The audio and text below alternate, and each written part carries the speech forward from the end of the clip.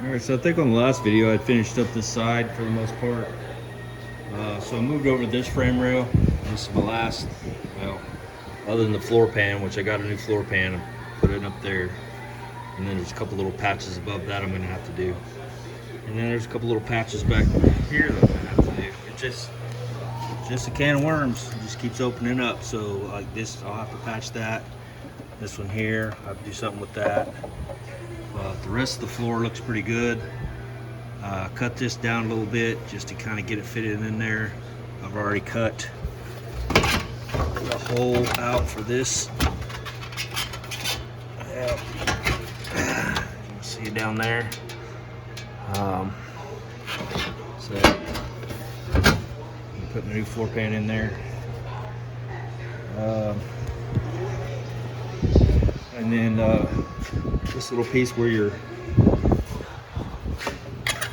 filler hoses go through, your fuel fill, actually has tubes that run through there. This was just rusted to crap. It had holes in it.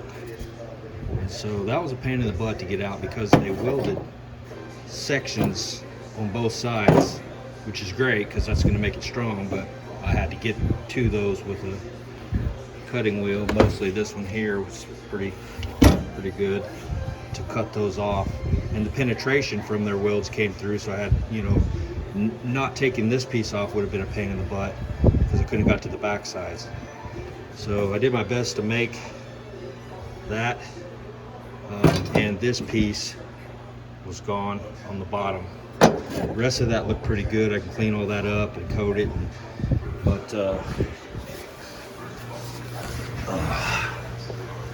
there's what I got there.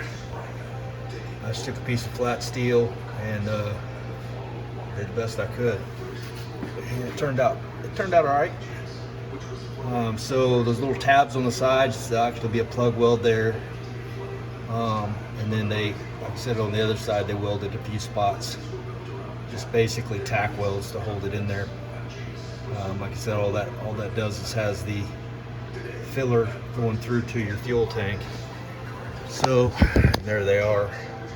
And then I've made that cover. I don't know where it's up there. I think I made that cover for this. You can see the holes right there. You can also see where I sandblasted. I'm gonna have to repaint that. I sandblasted it underneath here after I'd finished that, and it knocked some of the paint off of it. But anyway, so I've got the cover that covers that as well that I made because it was gone as well. So yeah, there's the piece I made there, 16 gauge. Made it out of horse trailer sheet a buddy of mine had. Hit 16 gauge, so hey, it worked out. Anyway, yeah, just fitting these up right now, getting that set up.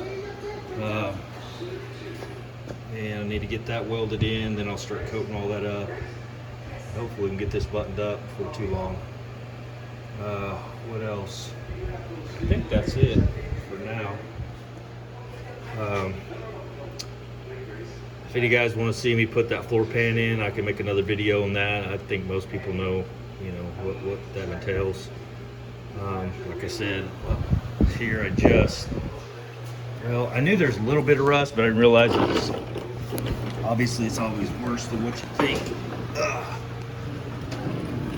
But you can see how that fits up in there.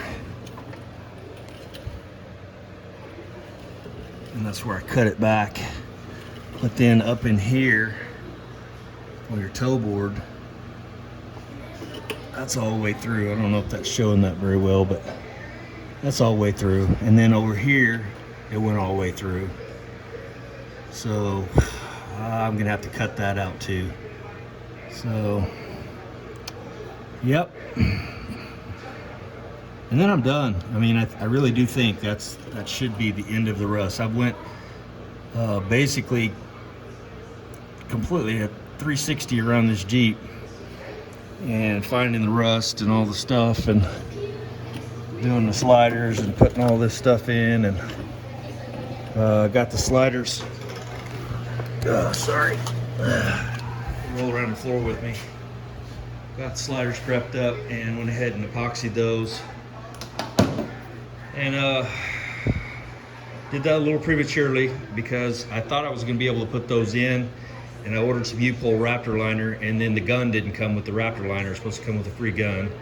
Well, I have a gun, but I'd really like to use theirs because it looks a certain way with their gun. They've already got it, you know, probably set the weight.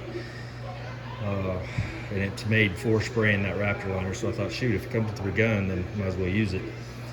So now I've got to call into Amazon or whatever and seeing if I can get the gun shipped to me. So we'll see how that turns out. But yeah, those turned out nice. That's 3 coats. Yeah, I wanted to Raptor line them while I had them, at least parts of them, to where I could get to the back side, but we'll figure that out when we get there. But everything else is done, prepped, ready to just go in. So that's that. Yeah, and while I have the doors off over here, I'm probably gonna pick up some green paint that matches the Jeep, and I will just epoxy prime and then paint over the epoxy in this green inside the door jambs. Find me a place to cut it off on both sides or whatever, probably like right in here or whatever, make it where there's no or very little cut lines. But yeah, just dress that in and go ahead and clear coat it. And yeah, I mean, I almost want to do that too, but it's like if I do that, it just keeps going, you know what I mean? Of course, this all needs to be redone. So then you do this section, but then this section looks awesome and the doors look like crap. So then you gotta repaint the doors, and then that's gonna make, you see where I'm going? You end up painting the whole dang thing. So anyway, I'm definitely gonna do that part. Turn that back green. I don't just want to leave it black. So I'll paint that and get it back to somewhat factory looking, and then we'll probably end up Raptor lining maybe from here down for the sliders and all that. So yeah, it'll be nice, and it'll be green here, and then it'll just come into a cut line basically. I think it'll look pretty good. Kind of like what they've done here, same deal. So, all right guys, that's it. I thought I'd give you a quick update on what I'm doing. And yeah, if you guys want to see me do anything, if there's anything in this project that you're like, hey man, I'd really like to see how you do that, or how you're, you know, just let me know in the comments. See you guys.